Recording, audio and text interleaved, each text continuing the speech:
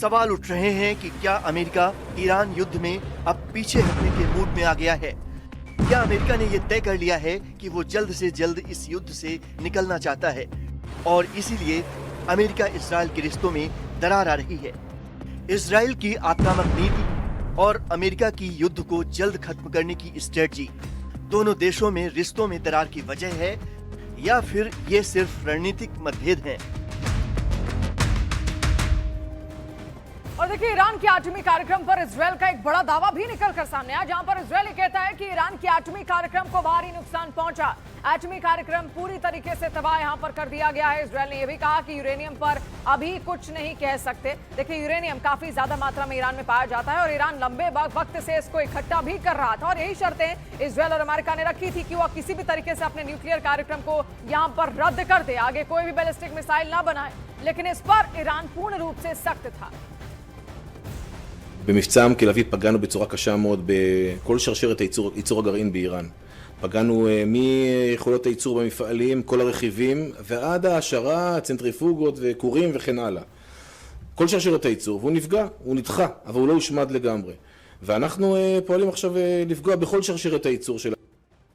और देखिए, ईरान की बोरू जेर्द में इजरायली हमले में एक इमारत को भारी नुकसान पहुंचने का दावा भी किया गया। इस दौरान इमारत के मलबे के नीचे कई लोग दब गए। रेस्क्यू ऑपरेशन के दौरान टीम ने मलबे से एक छोटे से बच्चे को जिंदा निकाला है। तस्वीर आप देखिए, एक बच्चा किस तरीके से उस इमारत के नीचे दबा हुआ था। रेस्क्यू टीम वहां पर पहुंची और इस बच्चे का रेस्क्यू वहां पर किया गया। ईरान का रिहायशी इलाका, कई सारे लोग वहां पर उस वक्त रह रहे थे, लेकिन तभी अचानक से एक अटैक होता है जो कि इजरायल की तरफ से यहां पर किया जाता है। और आप देखिए, एक छोटा सा मासूम बच्चा उसके नीचे दब गया था, जिसको जिंदा निकाला गया है।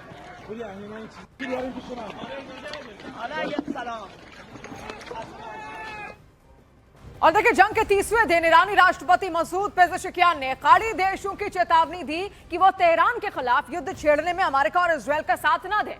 मसूद पेज़ेशकियान ने दो टूक कहा है कि हम पहले हमला नहीं करेंगे, लेकिन अगर आर्थिक केंद्र को छुआ तो विनाशकारी जवाब देंगे। दुश्मनों को अपनी जमीन से युद्ध चलाने की अनुमति ना दें, विकास चाहिए तो ईरान का साथ दें।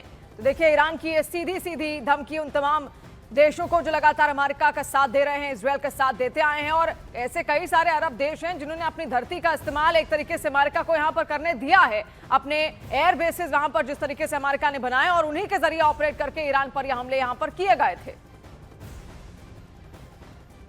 तो कई सारे सवाल उठ रहे हैं। सबसे पहला सवाल तो यही कि महायुद्ध क्या अब और ज्यादा भीषण होने वाला है? ये सवाल इसलिए क्योंकि ऐसी खबरें हैं कि अमेरिका ईरान में ग्राउंड ऑपरेशन चलाने की तैयारी कर रहा है।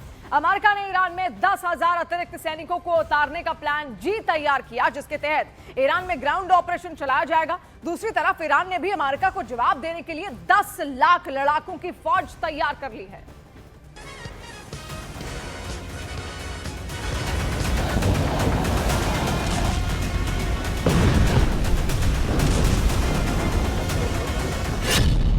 ट्रंप तैयार, अब ईरान पर अंतिम प्रहार।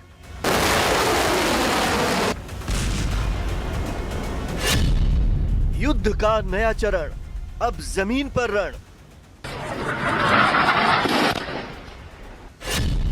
पेंटागन के वॉर रूम में बन गया प्लान जी।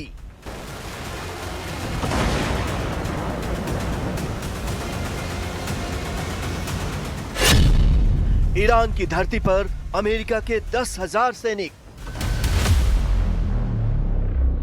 एक तरफ अमेरिका और ईरान के बीच युद्ध खत्म करने की बातें चल रही हैं। ट्रंप ने अगले 10 दिनों यानी 6 अप्रैल तक के लिए ईरान पर हमले रोकने का ऐलान किया है। तो वहीं दूसरी तरफ दावे किए जा रहे हैं कि ट्रंप अब वो करने वाले हैं जिसके बारे में किसी ने सोचा भी नहीं होगा।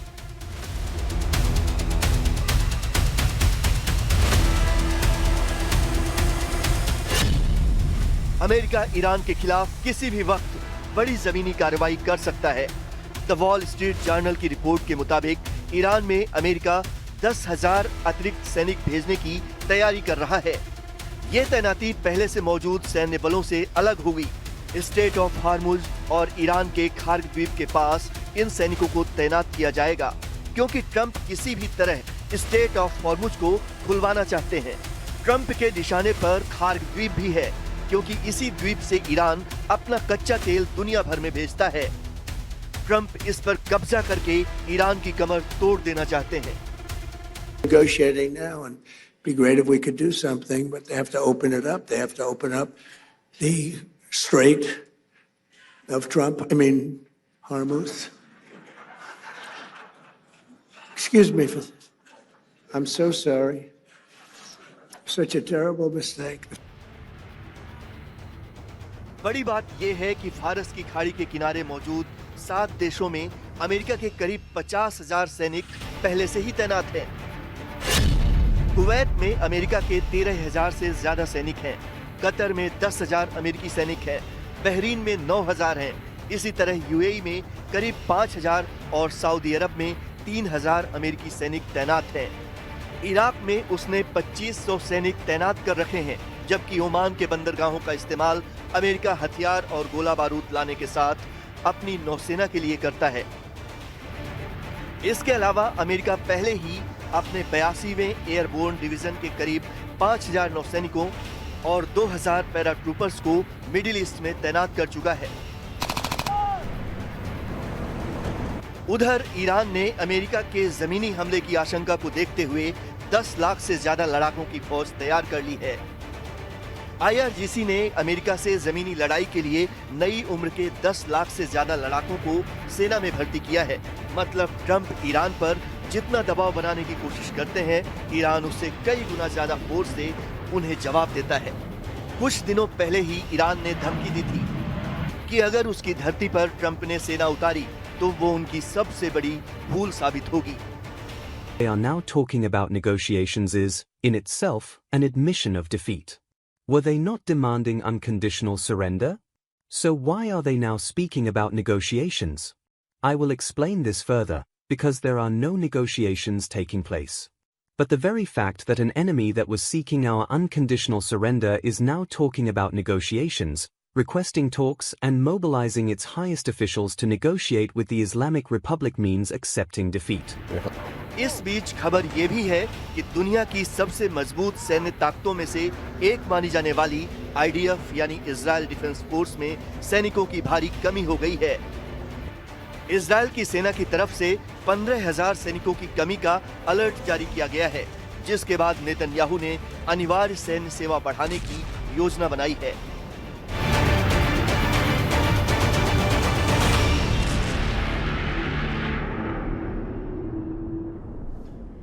और देखिए, ईरानी संस्थाओं पर हमले के बाद ईरानी सेना ने अपने क्षेत्र में इजरायली और अमेरिकी विश्वविद्यालयों को निशाना बनाने की धमकी भी यहां पर दी है। तो ये बड़ी खबर उस वक्त हम आपको बता दें, अब विश्वविद्यालयों और स्कूलों को भी टारगेट करने की धमकी यहां पर दी जा रही है। आप देखिए, ईरानी संस्थानों पर यूएस हमले की यहां पर धमकी, ईरान की यूएस यूनिवर्सिटी पर हमले की धमकी दी गई है। और ऐसे में देखिए, कुछ भी बड़ा यहां पर कर सकता है ईरान। ये आप जानते हैं, ईरान की यूएस यूनिवर्सिटी को अटैक करने की धमकी है। और अमेरिका में जिस तरीके के हालात है, लगातार अब लोग सड़कों पर ट्रंप के खिलाफ ही उतर रहे हैं। ऐसे में किस तरीके से स्थिति को संभालेंगे ट्रंप, ये भी बहुत बड़ा सवाल है।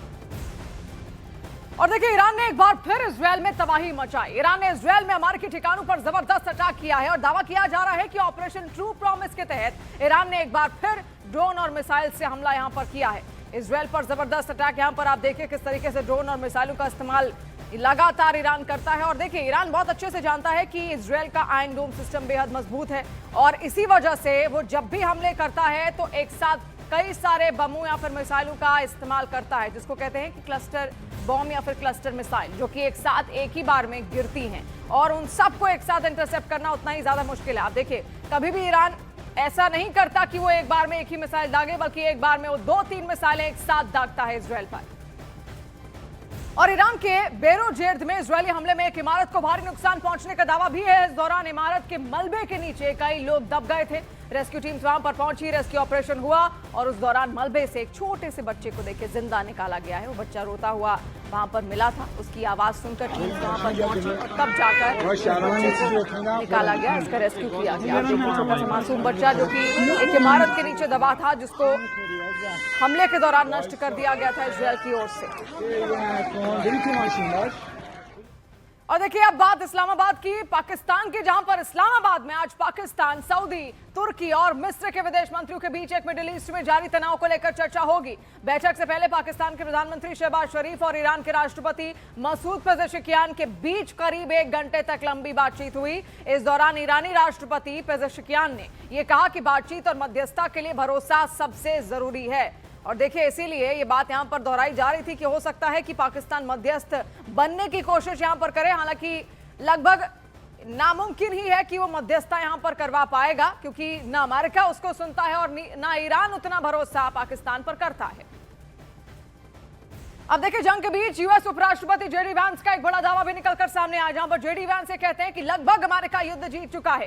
ट्रंप की कोशिश ईरान को कमजोर करना है, कुछ और समय तक युद्ध जारी रहेगा, ये यहां पर जेडी वैंस का कहना है। क्योंकि अगर हालात और ज्यादा गंभीर यहां पर बने हुए, युद्ध लंबा खिंचा तो स्ट्रेट ऑफ हॉर्मुज पर सीधा असर पड़ेगा। स्ट्रेट ऑफ हॉर्मुज पर असर पड़ने का मतलब पूरे विश्व पर असर पड़ना। पूरे विश्व का जो तेल निर्यात आयात है वो एक तरीके से बंद ही इस वक्त है। बहुत ज्यादा जिस लेवल पर होता आया है अब तक, उस लेवल पर अब तक पहुंचा नहीं। और जिस तरीके से ईरान ने कब्जा किया हुआ है स्ट्रेट ऑफ हॉर्मुज पर, उसको छुड़ाना भी बेहद जरूरी है। ईरान को समझा कर ही ये सब कुछ यहां पर संभव है, ना कि उस पर लगातार हमले करते हुए। और देखिए लगातार जो एक्सपर्ट्स थे वो ये बात कह रहे थे कि अब एक तरीके से ट्रंप अपनी जीत घोषित कर देंगे, क्योंकि वो जानते हैं कि उनको अब इस युद्ध से पैर पीछे खींचने हैं।